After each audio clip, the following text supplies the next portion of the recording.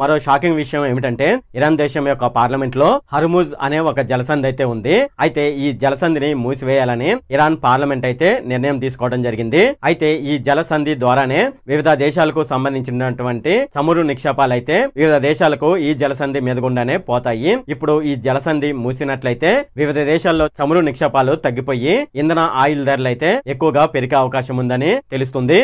ఈ నెల 16వ తేదీన ఇరాన్ అణు కేంద్రాల మీద ఇజ్రాయెల్ దేశం అయితే దాడైతే చేసింది. ఇలా దాడి చేసిన తర్వాత శాటిలైట్ ఇమేజెస్ ని ఇజ్రాయెల్ దేశం అయితే ఒకసారి పరిశీలించింది. అయితే ఇజ్రాయెల్ చేసిన దాడిలో అణు కేంద్రాలు పూర్తిగా నాశనం కాలేదని ఆ ఇమేజెస్ ను బట్టి ఇజ్రాయెల్ దేశం అయితే గ్రహించింది. ఇంకా అవి యాక్టివ్ గా ఉన్నాయనే నిర్ధారణకు ఇజ్రాయెల్ దేశం అయితే వచ్చింది. అప్పుడు ఇజ్రాయెల్ దేశం అయితే అమెరికా యొక్క సహాయాన్ని అయితే కోరింది. తమ దగ్గర ఉన్న GBU-57 తో దాడి చేయమని అమెరికాను ఇజ్రాయెల్ దేశం అయితే కోరింది.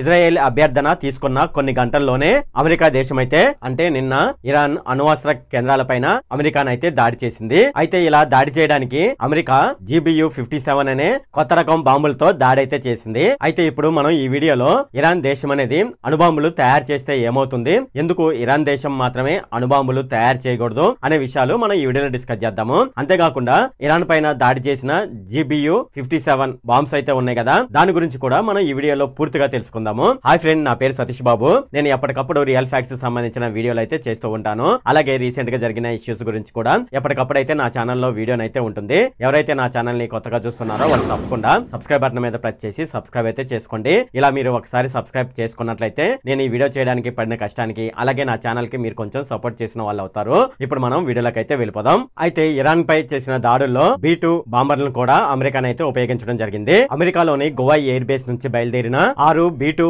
బాంబర్లతో సుమారుగా 36 గంటలు ప్రయాణం చేసిన తర్వాత ఇరాన్ గగనతలంలోకి ప్రవేశించి 3 ఇరాన్ కి సంబంధించిన యురేనియం శుద్ధి కర్మాగారాల మీద దాడి చేసి సురక్షితంగా వెనక్కి వెళ్లిపోయింది B-2 బాంబర్లు. ఇక ఇరాన్ కి సంబంధించిన ఏ అణుశుద్ధి కర్మాగారాల మీద దాడి చేసిందని చూసుకున్నట్లయితే అందులో 1 ఫాడో, 2 నటాంజ్, 3 ఇస్ఫహాన్. ఈ 3 ప్రాంతాలపైన అమెరికా తన B-2 బాంబర్లతో మెరుపు దాడి అయితే చేసింది. అయితే మనం ఇరాన్ అనేది యురేనియం ని శుద్ధి చేస్తుందని మనం అనుకున్నాం కదా. అయితే దీనికి సంబంధించి ఇరాన్ యురేనియం మేము ఎందుకు శుద్ధి చేస్తున్నామని చెప్పడం జరిగింది. అది ఏమని చెప్పిందని మనం చూసుకున్నట్లయితే అణు విద్యుత్ కోసం ఇలా యురేనియం ని శుద్ధి చేస్తున్నామని ఇరాన్ దేశం అయితే చెప్తుంది. అయితే యురేనియం ని శుద్ధి చేయడానికి విద్యుత్ అవసరాల కోసమేనని ఇరాన్ చెప్తుంటే అది అబద్ధమని ఇజ్రాయెల్ దేశం అలాగే అమెరికానైతే చెప్తుంది. విద్యుత్తును ఉత్పత్తి చేయడానికే యురేనియం ని ఇరాన్ శుద్ధి చేస్తుందని మనం అనుకున్నట్లయితే విద్యుత్ అణు రియాక్టర్ల కోసం యురేనియం ని 3 నుండి 5% మధ్య శుద్ధి చేస్తే సరిపోతుంది. ఈ స్థాయిలో శుద్ధి చేస్తే న్యూక్లియర్ ఫిషన్ రియాక్షన్ ని కంట్రోల్ చేస్తూ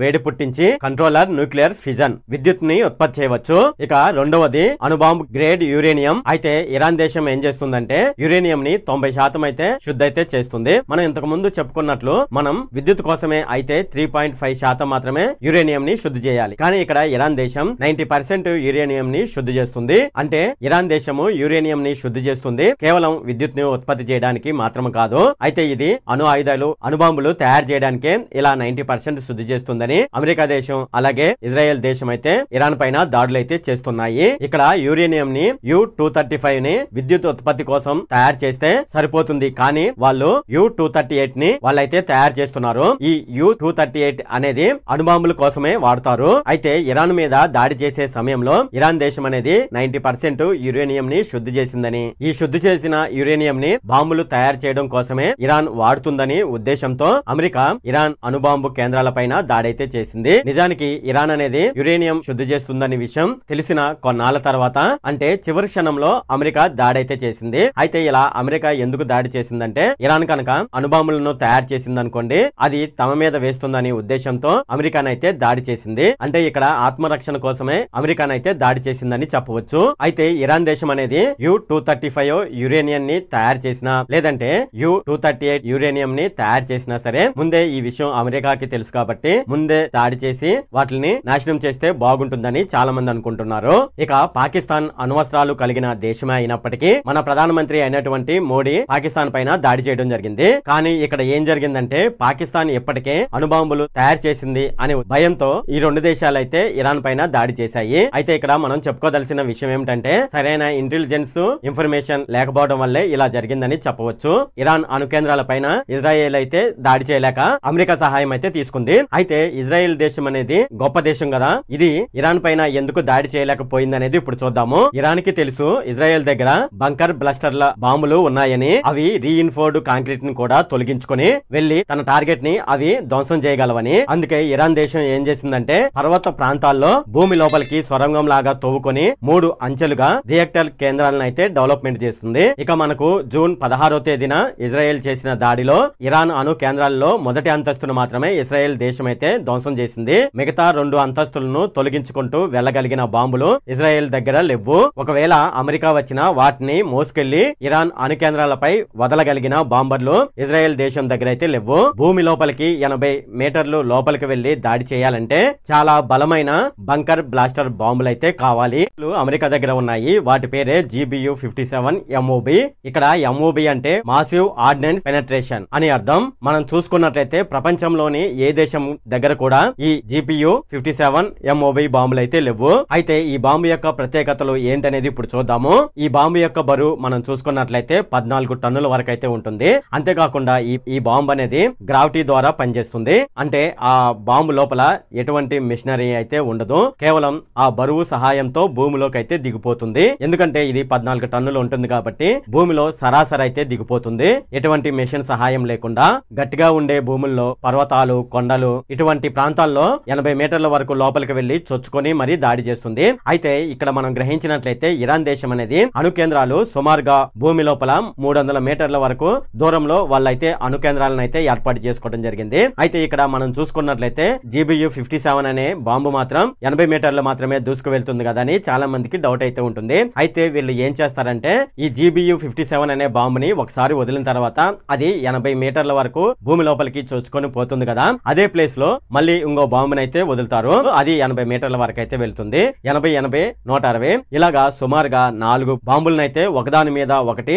అలా భూమిలోకి వదలడం వల్ల అది సుమారుగా 300 మీటర్లు దాటి అయితే వెళ్లి అది శత్రు స్థావరాలపైన దాడి అయితే చేస్తుంది. ఇప్పుడు అమెరికా చేసిన ప్రయత్నం కూడా అదే. అయితే ఈ GBU-57 అనే బాంబుని ఇప్పుడు ఇరాన్ లో వాడారు. ఇంతకు ముందు మనం చూసుకున్నట్లయితే దీన్ని ఎక్కడ వాడారంటే బిన్ లాడెన్ ఆఫ్ఘనిస్తాన్ లోని ఎడారి ప్రాంతంలో ఒక కొండ గుహల్లో ఉన్నాడని ఇంటెలిజెన్స్ ద్వారా అమెరికాకు సమాచారం రావడంతో అప్పటికప్పుడే ఆఫ్ఘనిస్తాన్ లో ఉన్నటువంటి అమెరికా సైనిక ఊహాకర్తలు మరియు పెంటగాన్ లో ఉన్నటువంటి వ్యూహకర్తలు బిన్ లాడెన్ ని చంపేందుకు రకరకాల ప్లాన్లు వేసి చివరికి సమయం ఎక్కువ లేదని ఈ బంకర్ బ్లాస్టర్ బాంబులతో కొండను తొలగించాలని వాళ్ళైతే నిర్ణయించారు. అప్పటికే ఖతార్ లో ఉన్నటువంటి B-2 స్పిరిట్ బాంబర్ తో GBU-57 బాంబుని లోడ్ చేసి ఆఫ్ఘనిస్తాన్ లో లాడెన్ దాక్కున్నటువంటి కొండ గుహ మీద పేల్చివేయడం జరిగింది. సో ఈ GBU-57 బాంబును అయితే అప్పుడు ఉపయోగించారు. దాని తర్వాత ఇప్పుడు ఇరాన్ పైన అణు కేంద్రాల పైన దాడి చేయడానికి ఇప్పుడు ఉపయోగించడం జరిగింది.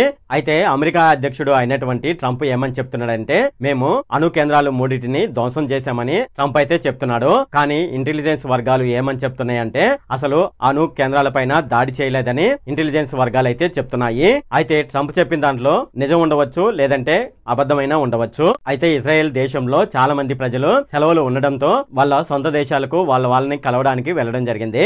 అయితే ఇజ్రాయెల్ దేశం ఈ నెల 30 వరకు అయితే సెలవులు అయితే ఇవ్వడం జరిగింది. అయితే వీటిని మళ్ళీ ఇంకా పెంచడం జరిగింది. దానికి కారణం ఏమిటంటే ఇజ్రాయెల్ దేశం మనం చూసుకున్నట్లయితే ప్రస్తుతం బాంబుల దాడులతో చాలా అస్తవ్యస్తంగా ఉంది కాబట్టి వాళ్ళకు సెలవులు అనేది పెంచడం జరిగింది. ఇది ఫ్రెండ్ ఈ వీడియో ఎవరైతే చివరి వరకు చూస్తున్నారో వాళ్ళైతే జై హింద్ అని టైప్ చేయండి. ఈ వీడియో కనుక మీకు నచ్చినట్లయితే ఇక్కడ కింద ఉన్న కలర్ సబ్స్క్రైబ్ బటన్ మీద అయితే ప్రెస్ చేయండి. అలాగే ఈ వీడియోని మీ ఫ్రెండ్స్ అండ్ ఫ్యామిలీ మెంబర్స్ కి అయితే షేర్ చేయండి. అలాగే ఈ వీడియో సంబంధించి ఏమైనా కామెంట్లు ఉన్నాయి అనుకోండి, నాకు తప్పనిసరిగా కింద ఉన్న కామెంట్ సెక్షన్ లో అయితే తెలియజేయండి. ఈ వీడియో అంతే friend. Okay, thank you friend.